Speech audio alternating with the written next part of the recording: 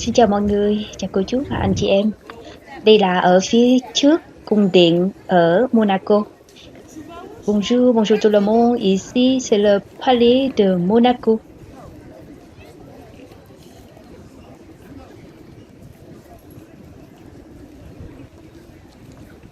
Mình sẽ vào bên trong và sẽ quay cho các bạn xem ở bên trong cung điện của các hoàng tử này như thế nào ha. Monaco là một đất nước nhỏ xíu xiu thôi, nhưng mà lượng du khách đến đây hàng năm rất là đông. Je fais un petit tour devant le palais de Monaco et après je vais rentrer à l'intérieur du palais et si vous aimez regarder à l'intérieur, suivez-moi. Le palais de Monaco, communément appelé le palais princiaral, est la résidence officielle du prince de Monaco depuis 1997. Il est situé en haut du crochet de Monaco, quartier le plus ancien de la principauté de Monaco, surplombant la mer Méditerranée de 60 mètres.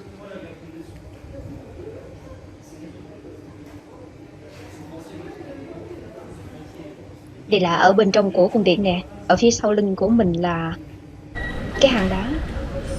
Cung điện Monaco thường được gọi là cung điện hoàng tử, là nơi chính thức của các hoàng tử Monaco từ năm 1297. Nó nằm ở trên đỉnh Crochet de Monaco, là nơi lâu đời nhất của công quốc Monaco, nhìn ra biển Địa Trung Hải. Đây là hành lang bên ngoài nè. Cung điện hoàng tử là một cái địa danh du lịch nổi tiếng tại Monaco. Đây là nơi chính thức của các thân vương Monaco, được xây dựng vào năm 1191. Trong các quá trình lịch sử lâu dài thì kịch tính của cung điện này là ấn tượng của nó là bị tấn công dồn dập bởi những cái cường quốc ở xung quanh. Pendant le 19 et le début du 20e siècle, le palais et ses occupants devient le symbole glamour et excès qui est associé au parc de Monte Carlo et de la Côte d'Azur. Sommant de cette théâtralité, en 1956, la vedette de cinéma américaine Grace Kelly devient princesse de Monaco après son mariage avec Régnier III. Aujourd'hui, le palais est la résidence d'Albert II, prince de Monaco. Il en résulte de cette résidence fut habitée pendant plus de 7 siècles par la famille princière. Trong suốt thế kỷ 19 và đầu thế kỷ 20, cung điện và những người cư ngụ của nó đã trở thành biểu tượng quyến rũ, là bộ máy phản lực gắn liền với sự huy hoàng của Monte Carlo và Côte d'Azur. Đỉnh cao của cái đỉnh điểm này là vào năm 1956. Nói về ngôi sao điện ảnh người Mỹ Grace Kelly đã trở thành công nương của Monaco sau cuộc hôn nhân của cô với Régnier thứ ba. Ngày nay, cung điện là nơi của hoàng tử Albert thứ hai, hoàng tử của Monaco. Kết quả là dinh thự này là nơi sinh sống trong hơn 7 thế kỷ của gia đình hoàng gia. Hoàng tử Albert thứ hai hiện là người đứng đầu của nhà Grimaldi và là người trị vì công quốc Monaco. Ông là con trai của Régnier III và nữ diễn viên người Mỹ Grace Kelly. Các chị gái của ông là Caroline, công chúa xứ Hanovre và công chúa Stephanie. Vào tháng 7 năm 2011, thân vương Albert đã kết hôn với Charlene Winston. Ici c'est la salle du trône. Đây là cái phòng họp của cung điện, hay gọi cách khác là chánh điện, hoặc là cái phòng của ngai vàng. Cung điện này có vào thế kỷ thứ 13, nhưng mà cái thiết kế và cấu trúc của nó rất là đẹp và modern. Trône princier, symbole de la monarchie du trône des princes de Monaco, en bois sculpté et doré, et surmonté d'une couronne dans un encadrement doré. Il est complété par un baldaquin en velours brodé d'or, portant à l'intérieur les armoiries de la famille souveraine accompagnée de la devise princière avec l'aide de Dieu. de style Empire qui date Ça, de c'est le Chapelier. 1881. Ngai vàng, biểu tượng của chế độ quân chủ, ngai vàng của các hoàng tử Monaco, được làm bằng gỗ và được chạm khắc và mạ vàng. Được gắn bởi một cái vương miện được mạ vàng. Nó được hoàn thành bởi một cái lớp vải nhung và được thêu bằng vàng. Màn bên trong là quốc huy của gia đình chủ quyền, kèm theo cái khẩu hiệu quý giá là sự giúp đỡ của 你要 Chúa. 得上吗？ Cái phong cách đế chế nó có từ năm 1881. Phòng ngai vàng là phòng nghi lễ của cung điện từ thế kỷ thứ 16. Các lễ hội và các nghi lễ lịch sử của công quốc đã diễn ra vào thế kỷ thứ 16. Căn phòng này diễn ra trong suốt mùa vọng của mỗi hoàng tử, nghi lễ tuyên thệ với các vị vua mới. En 1612, Honoré de Grimaldi adopte le titre monarchique. Son portrait est peint par Philippe de Champaigne en 1651, celui de son épouse Hippolyte Trivulus par la peintre milanaise Fede Galizia. Les deux grands tableaux sont des œuvres du peintre génois du XVIIe siècle, Orazio Ferrari, qui a été au service du prince Honoré II. L'Assemblée des dieux, de format presque carré, qui était déjà dans les collections princières au XVIIe et XVIIIe siècle, et l'Atone transforme les bergers de Lycie en grenouilles, dont le thème est extrait des Métamorphoses d'Ovide. La belle toile représentant les Israélites dans le désert, du peintre vénitien maniériste Bassano, qui faisait partie des collections princières au XVIIIe siècle, a pu être rachetée et réinstallée au palais récemment. Quant aux collections princières, notamment au mur de fines mosaïques de pierre dure. Remarquez la marqueterie d'incrustation d'ivoire sur plaquage de palissandre, représentant les armoiries princières, vestiges de tout un mobilier armorié existant au palais au XVIIIe siècle. Occulté car des travaux de restauration sont en cours. Les peintures décoratives du XIXe siècle qui recourent au plafond sont dégagées pour mettre au jour les superbes fresques du XVIe siècle. Au centre du plafond, le récit mythologique de Bellérophon, puni pour son orgueil et chassé de l'Olympe par Zeus, se dévoile petit à petit sous les coups de scalpel et de rayons laser. Comme dans une bande dessinée, les scènes périphériques illustrent divers épisodes de l'épopée de Bellérophon. Tout autour, et pour agrémenter le décor, nous retrouvons, comme dans la chambre d'Europe, un ensemble de motifs issus de l'Antiquité romaine. Depuis les lunettes du plafond, le visiteur est observé par des poutiers. Ces petits anges louches ou flux sont dotés d'attributs guerriers qui rappellent la bravoure de Bellérophon. Au fond de la chambre se trouve une petite alcôve entièrement peinte. Son architecture présente des singularités qui ont suscité l'intérêt de l'histoire de l'ouverture grec pratiquée au plafond et a révélé un deuxième plafond, plus grand et plus ancien. De style empire, le trône ressemble à celui de Napoléon au château de Fontainebleau. Il est surplombé d'un baldaquin orné de tentures de velours de Vienne cramoisie. Avec la commande de ce trône, le prince Charles III entend réaffirmer symboliquement sa souveraineté. Après le mouvement révolutionnaire du milieu du XIXe siècle, qui a vu la sécession d'une partie de l'ancienne principauté, aujourd'hui les communes françaises de Menton et de Roquebrune. Sur chaque mur de la pièce, vous pouvez admirer les portraits d'apparat de plusieurs princes de Comme plusieurs pièces du palais, le salon Matignon a connu bien des appellations et des vies au cours de son histoire. Il s'est ainsi appelé antichambre et chambre des évêques, puisque c'est ici que les évêques de Nice logeaient lorsqu'ils venaient à Monaco. Au XIXe siècle, on fait abattre la cloison qui sépare en deux la pièce, renommée Salon des Arcades à l'occasion. L'appellation actuelle fait écho à l'alliance de la famille Grimaldi avec la famille Matignon en 1715. Comme vous pouvez le voir, la pièce est meublée dans un style Louis XV, et ce n'est pas un hasard. Le contrat de mariage de Louis-Hippolyte de Monaco et de Jacques IV de Matignon, signé dans le cabinet du roi à Versailles en 1715, est sans doute le premier des actes officiels du jeune roi Louis XV, alors âgé de 5 ans. Vous pouvez notamment voir au-dessus des deux consoles les portraits des parents du marié, Jacques III.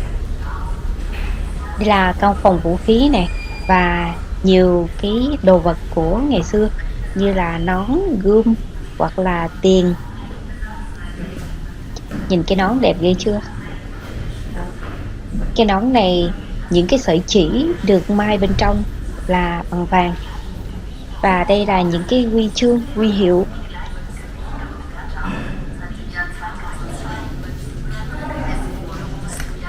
Và đây là những cái vòng cổ của những vị công nương hoặc là những hoàng tử.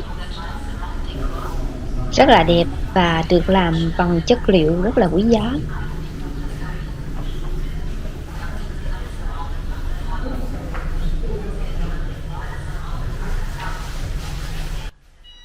Kể cả những cái muỗng, cái nĩa cũng được làm bằng vàng. Đất nước này ngày xưa bị tấn công rất là nhiều, cho nên là ở đây họ phòng thủ cũng rất là nhiều vũ khí. Nhưng mà ở đây chỉ là trưng bày thôi, cho nên là mình chỉ thấy một ít thôi. Nhưng mà thực chất thì ở đây có rất là nhiều vũ khí. Nào là gươm giáo, súng dài, súng ngắn, có đầy đủ hết. Thì mỗi một thứ họ chỉ trưng bày một chút xíu thôi.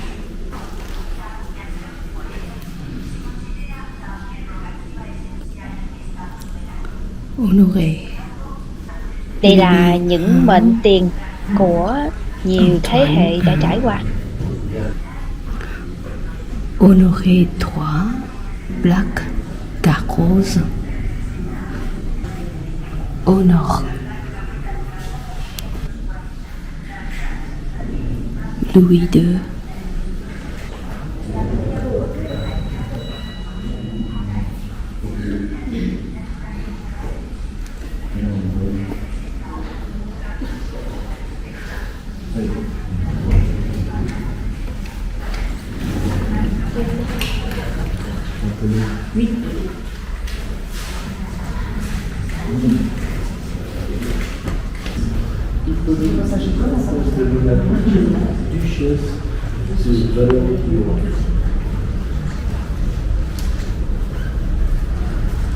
Jacques de Milice.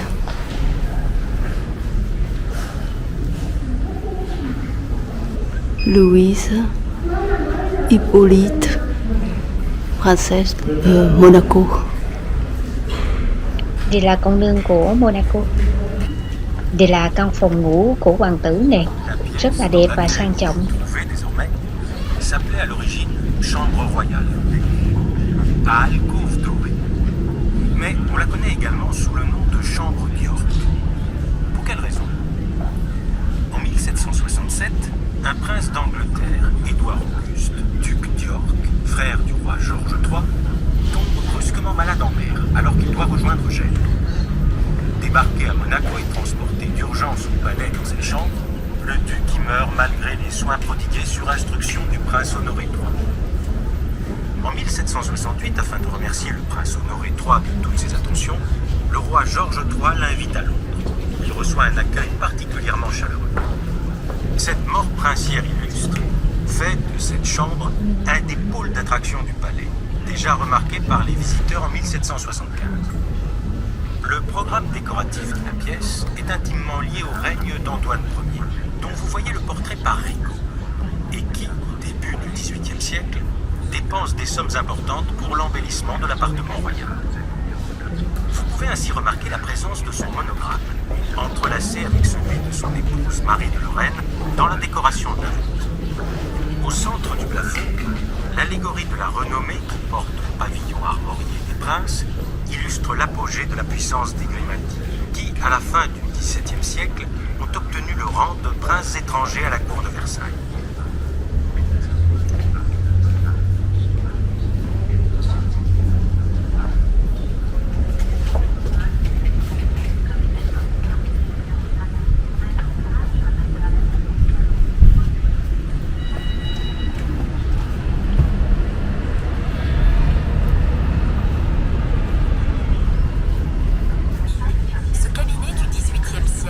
Đây là phòng ăn của hoàng gia nè, cũng rất là sang trọng luôn. Đồ đạc xung quanh được mạ vàng, rất là đẹp. Còn những vật dụng ở trên bàn được làm bằng bạc.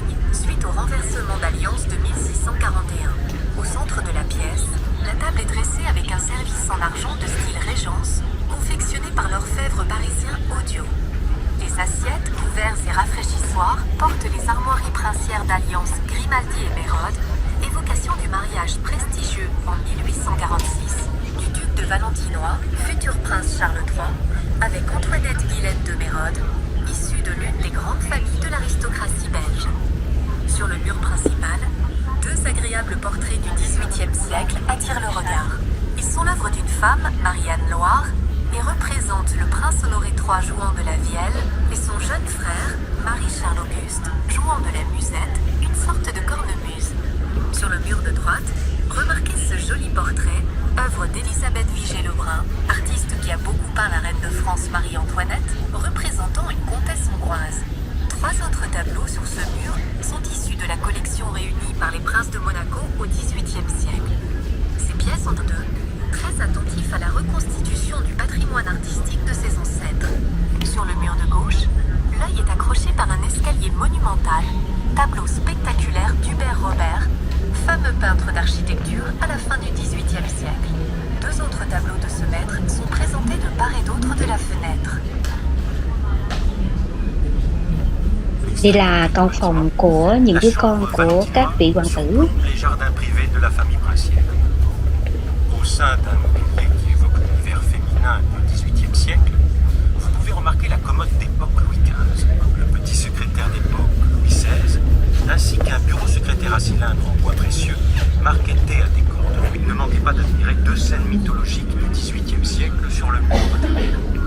La toilette de Vénus par François Lemoine, premier peintre du roi Louis XV, et l'éducation de l'amour par Jean-François Lagrenet, qui est un don du frère de la princesse Caroline, l'épouse du prince Florestan Ier, à son neveu, le prince Charles III, en 1878. De poursuivre votre... Mình vừa đi vừa quay, đôi khi không có nhìn ở dưới đất thì có những cái sợi dây đỏ đỏ đó, khi mà mình chạm vào sẽ phát ra tiếng kêu rất là to để chống trộm hoặc là để ngăn những người đi tham quan du lịch không được đi xa hơn cái mức giới hạn. Đó, mình sẽ đi ra ngoài và đi vòng qua phía bên kia còn một số phòng mình chưa có đi ngang qua đó. Cái căn phòng này mình rất là thích luôn nè. Đó, nhìn lại một chút xíu cái phòng ngủ của các vị hoàng tử rất là đẹp. Những cái tủ được chạm khắc rất là đẹp.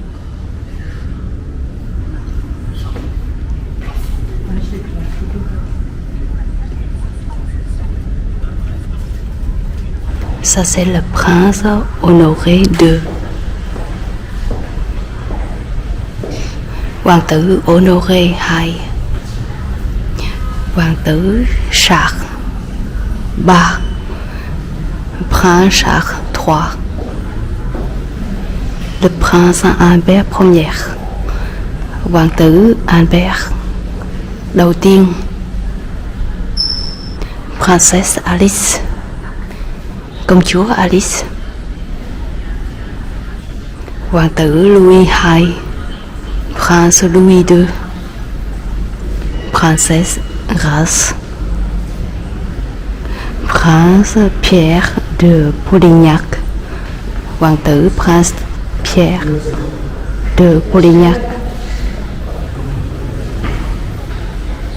Còn đây là căn phòng trưng bày các bức hình của các vị hoàng tử.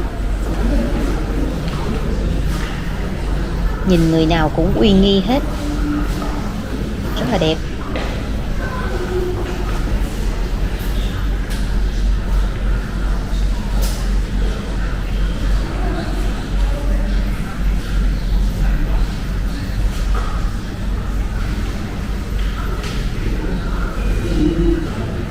Prince Albert Ier. Hoàng tử Albert thứ nhất.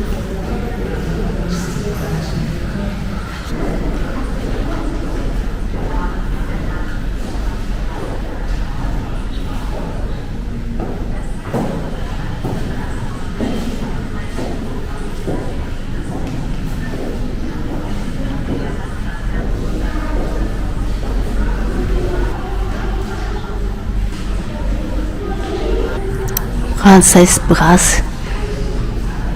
Công nương Grace.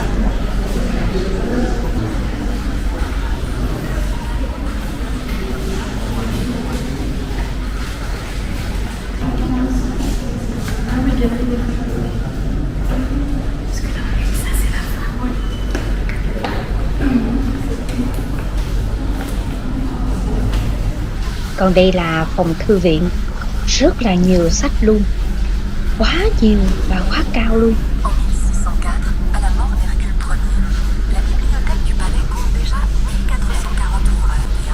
Leur nombre a plus que doublé. Dispersé du fait de la Révolution française, le fonds ancien de la bibliothèque du palais est progressivement reconstitué jusqu'à la fin du XIXe siècle. Quant à la pièce qui l'abrite de nos jours, dont le prince Albert Ier avait un temps fait son cabinet de travail, il s'agit d'une ancienne chambre à alcôve construite par Honoré II. Longtemps utilisée comme chambre funéraire pour les dépouilles princières, elle a été réaménagée en 1893. Le sol est légèrement intérieur, puisqu'il a été exécuté par le mosaïste niçois Dominique Piazzotti en 1884. Quant aux armoires latérales et à la mezzanine, elles datent de 1903.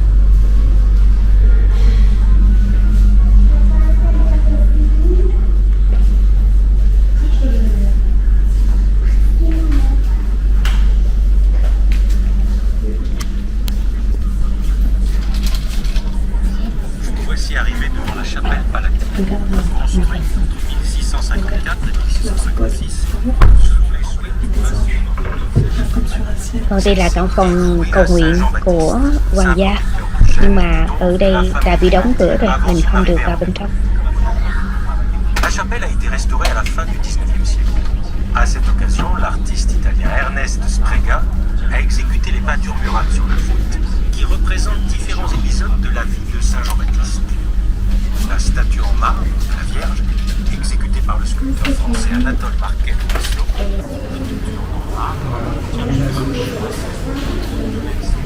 Catherine Charlotte Ier.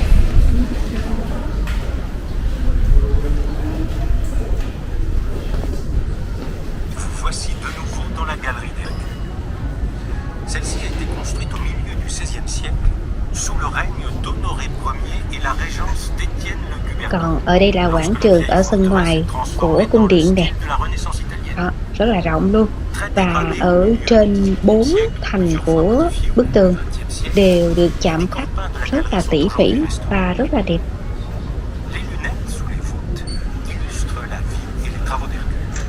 C'est un sujet récurrent des résidences des grandes dynasties. À Monaco, ce choix s'explique aussi par l'origine mythologique du port, appelé dans l'Antiquité romaine Portus Herculis Monoici.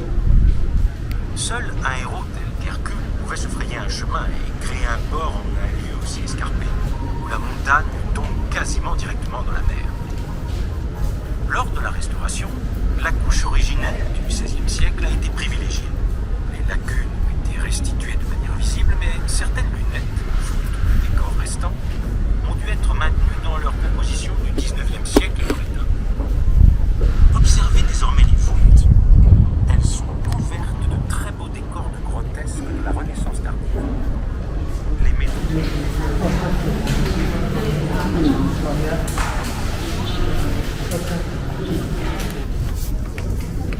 Đó, mình đi ra bên ngoài rồi các bạn. Đó, nhìn thấy ở đằng kia, ở đằng sau lưng của mình này, có mấy chiếc canon to thì là to luôn. Những người lính rất là nghiêm trang. Mình xin dừng video lại đây các bạn ơi. Cảm ơn các bạn đã xem video của mình ha. Chúc các bạn một ngày thật là vui vẻ và hạnh phúc và thư giãn qua màn hình nhỏ ha. Xin chào mọi người nhé. Hẹn gặp lại trong những video lần sau. Xin chào. Au revoir les amis. À bientôt.